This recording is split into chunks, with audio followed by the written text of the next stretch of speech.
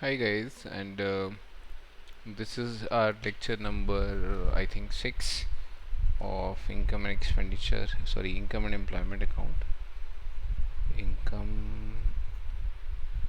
अभी अकाउंट्स की क्लास ली है ना, तो वही आ रहा है account, income and employment, macro economics.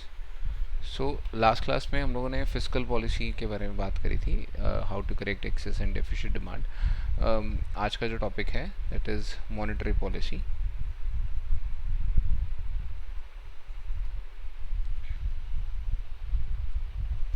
And that is done by RBI, and it has two parts. First one is quantitative and the other one is qualitative. So quantitative के बारे में आज हम बात करेंगे. So we have a first point is bank rate. इसके अंदर parts हैं हमारे पास, repo rate and reverse. I think ये वाला जो टॉपिक आप लोग करने जा रहे हैं ये एक और चैप्टर में है, मनी एंड बैंकिंग में, और सेंट्रल बैंक के एक फंक्शन का पार्ट है, तो ये आपको वहाँ पर भी हेल्प करेगा आपको. सेकंड पॉइंट है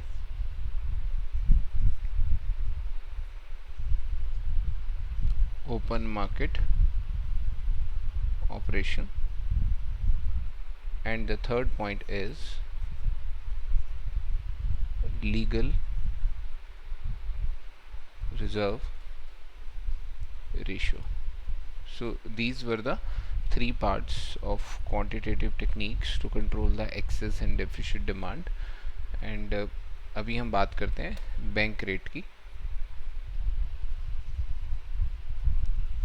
बैंक रेट क्या होता है?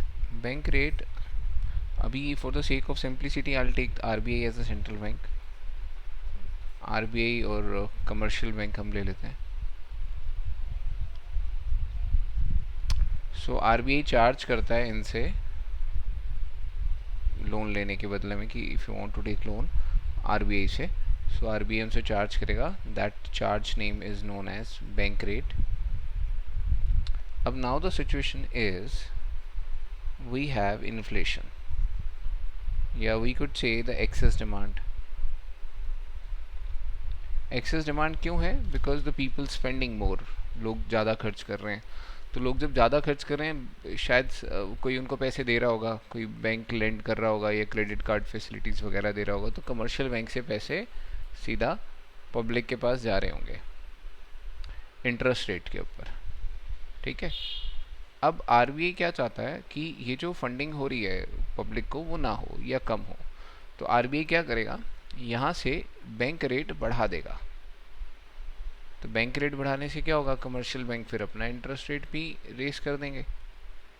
अब इंटरेस्ट रेट बढ़ने से क्या होगा कि लोन महंगा हो जाएगा. तो जो लोग एक्स्ट्रा लिक्विडिटी एंजॉय कर रहे थे बैंकों से, अब वो कम हो जाएगी, तो डिमांड उनकी तरफ से कम हो जाएगी. सो बैंक रेट बढ़ेगा, कमर्शियल बैंक इंटरेस्ट रेट बढ़ा देंगे, the loan become costly, the people will discourage to take more loan and the demand will comes down. तो this is the part. So एक छोटी समरी बना लेते हैं. तो bank rate will rise, so in turn interest rate भी फिर आपका बढ़ जाएगा. उसके बाद क्या होगा, लोन थोड़े से कॉस्टली हो जाएंगे एंड लोग क्या हो जाएंगे, पीपल डिस्करेज हो जाएंगे टू टेक मोर लोन. पहले लोन क्यों ले रहे थे? क्योंकि सस्ता पड़ रहा था. People discourage to take loan, so hence the demand will come down. Same इसी सिचुएशन को डेफिसिट डिमांड के तरीके से भी आप उसको देख सकते हैं. तो डेफिसिट डिमांड में क्या होगा, in case of we have a deficit demand, demand उठानी है या उसको तेज़ी में लेके आना है, तो हमें मार्केट में पैसे को सस्ता करना पड़ेगा. तो पैसा कौन सस्ता करेगा? RBI. RBI rate of interest को फॉल कर देगा. जो बाकी बैंक हैं वो भी रेट ऑफ इंटरेस्ट को फॉल कर देंगे. लोन क्या हो जाएगा, सस्ता हो जाएगा. इजी लोन हो जाएगा आप लोगों के लिए, वी कुड से। अब जैसे अगर मैं आज आज today is Saturday and May month 8 May, and S B I ने होम लोन सस्ते कर दी। होम लोन क्यों सस्ते करे? बिकॉज आपको सबको पता है ड्यू टू कोविड जो आपका इंफ्रास्ट्रक्चर इंडस्ट्री है या हाउसिंग इंडस्ट्रीज़ हैं, दे आर ड्रॉपिंग, उनकी जो सेल है वो ड्रॉप हो रही है। तो सेल कैसे बढ़ेगी?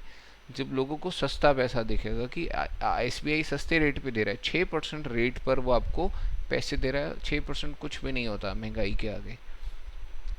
सो एस बी आई क्या चाहता है? मार्केट में सर्कुलेशन बढ़े पैसे का, मार्केट में और लिक्विडिटी जाए ताकि डिमांड आए, हाउस बिकेंगे, घर बिकेंगे, पाइप बिकेंगे, सामान बिकेगा, एसी बिकेगा, सब चीज़ें बिकेंगी, and the cycle will go on and demand will boost up. Market जो ठंडी पड़ी हुई है वो फिर से खड़ी हो जाएगी, स्टैंड अप हो जाएगी। तो this is the point. And the same thing अगर हम रेपो रेट की बात करें, तो रेपो रेट और bank rate is quite similar. तो repo rate is for short term loan,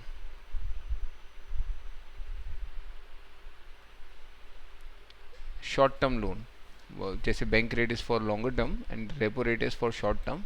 situation is same, RBI देगा कमर्शियल बैंकों को loan, that is repo rate. अभी कल परसों हमारे जो आरबीआई के जो गवर्नर है उन्होंने भी बोला है कि हम हेल्थ केयर सेक्टर को रेपो रेट पे लोन देंगे। रेपो रेट मतलब सस्ते रेट पे लोन देंगे ताकि हेल्थ केयर सेक्टर बूस्ट हो, मार्केट में फंडिंग हो, पैसा जाए, लोग इनकरेज हों to more investment and GDP will grow up. तो these were the part. Reverse repo rate, I'll talk about that topic in next videos. And next part है मेरे पास ओपन मार्केट ऑपरेशन, उसको शॉर्ट फॉर्म लिख लेता हूँ, open market operation.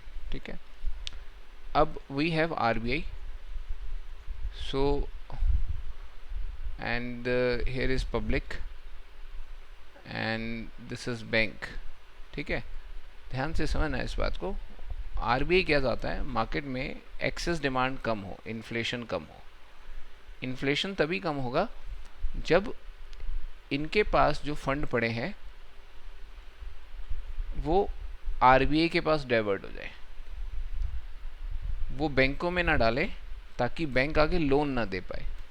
ठीक है, तो आरबीआई क्या करेगा? अपने बॉन्ड सेल करेगा गवर्नमेंट के बिहाफ पर, अपने बॉन्ड या अपनी सिक्योरिटी मार्केट में हम सेल करेंगे। लोगों को सबसे सेफ लगेगा ये जब आरबीआई की मोहर लगी है उसके ऊपर कि हम आपको 7.5% रेट ऑफ इंटरेस्ट दे रहे हैं, या हम आपको ज़्यादा रेट ऑफ इंटरेस्ट दे रहे हैं 5 या 6 सालों में। तो ये जो व्यक्ति है ये अपना पैसा बैंक में नहीं डालेगा। देखो एक क्रॉस लगा दिया मैंने, नहीं डालेगा, वो अपना पैसा आरबीआई को डाइवर्ट कर देगा। और बैंक भी कोशिश करेंगे हम आरबीआई से बॉन्ड ले लें, तो बैंक अपने पैसे को लोन के रूप में नहीं देगा फिर, या कम देगा, उसको वहाँ पे बैड लोन होने के चांसेस ज़्यादा रहेंगे। इससे अच्छा वो अपने पैसे आरबीआई को दे देगा। तो आरबीआई ने सिक्योरिटी बेची, लोगों ने खरीदी, लोगों का एक्स्ट्रा मनी आरबीआई ने ले लिया। तो लोग अब खर्च क्या करेंगे? लोग नहीं खर्च कर पाएंगे क्योंकि अभी हम एक्सेस डिमांड को कंट्रोल कर लेंगे, आरबीआई आपसे फंडिंग एक्स्ट्रा पैसे ले लेगा। एट द सेम पॉइंट हम डिफ्लेशन में भी कर सकते हैं।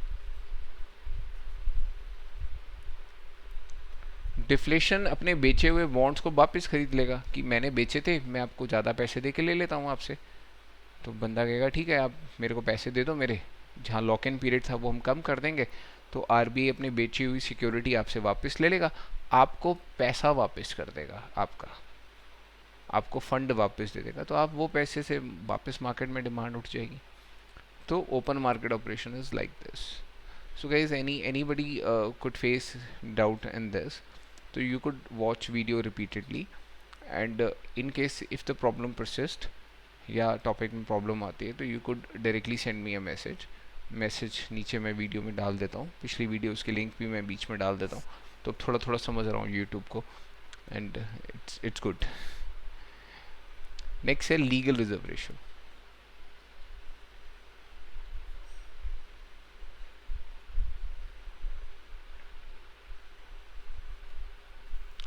तो लीगल रिजर्व रेशियो में क्या होता है कि एवरी बैंक को, शॉर्ट लिखते हैं, एवरी बैंक को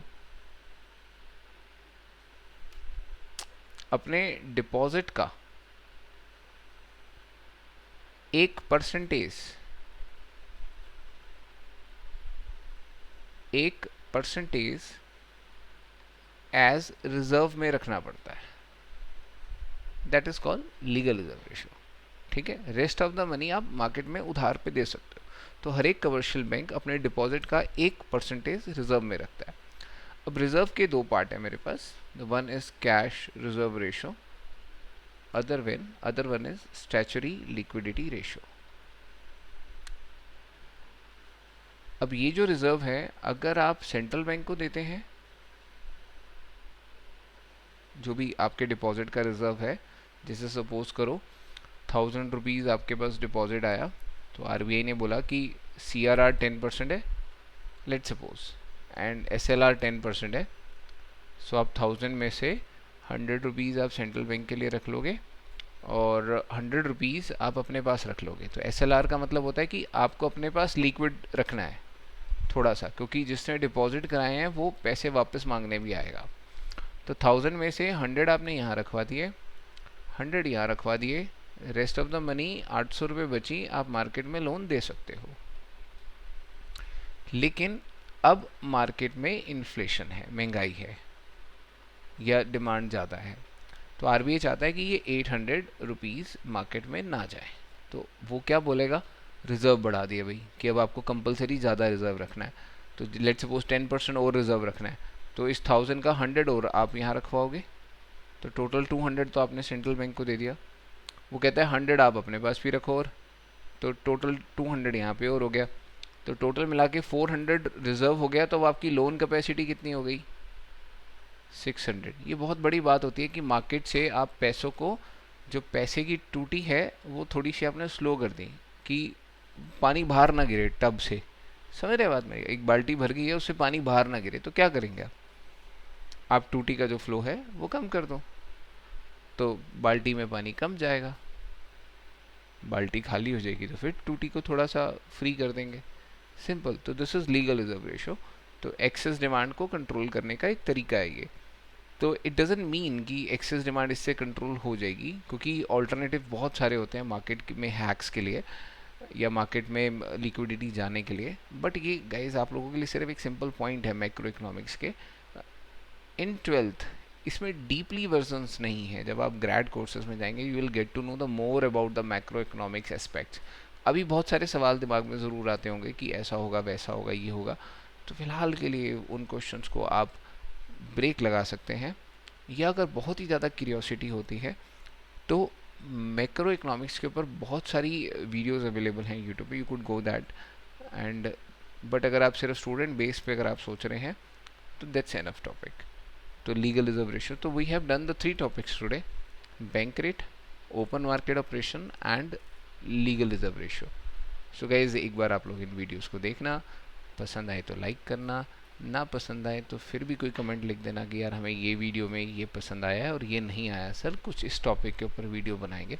अभी मैं इनकम एंड एम्प्लॉयमेंट कंप्लीट कर रहा हूँ, नेक्स्ट वीडियोस में कोशिश करूँगा अकाउंट्स में शुरू करूँ या बिजनेस स्टडी के कुछ चैप्टर शुरू करूँ, धीरे धीरे करके। टाइम इज़ वेरी शॉर्ट और limited, so I'll try my level best. Bye guys, take care। हाँ, स्टॉप करते हैं यहाँ से।